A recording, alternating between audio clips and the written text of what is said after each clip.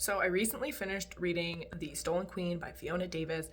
And this is a little bit of a random pick for me because I'm not a mystery thriller person. I basically chose to read it despite the genre not being my favorite because it was about Egypt.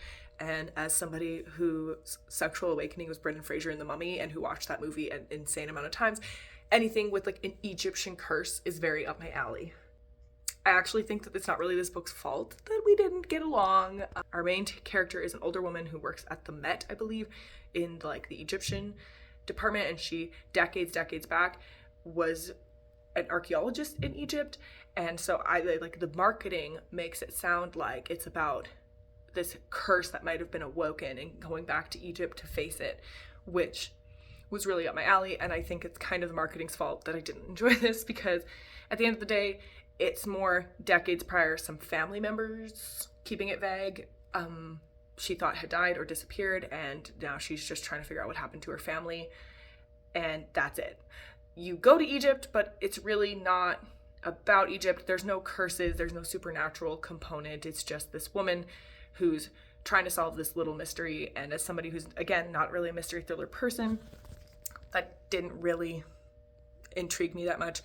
I also didn't think it was particularly well done. There's a secondary character that I think took up a lot of pages and could have just straight up been lifted out of the story altogether. Her backstory, her interest in fashion didn't really add anything to the main narrative.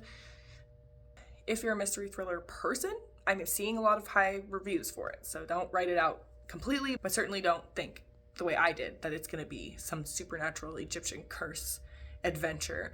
It's really a quiet domestic mystery, but you have to catch a plane to go to Egypt at some point, and I guess there's that.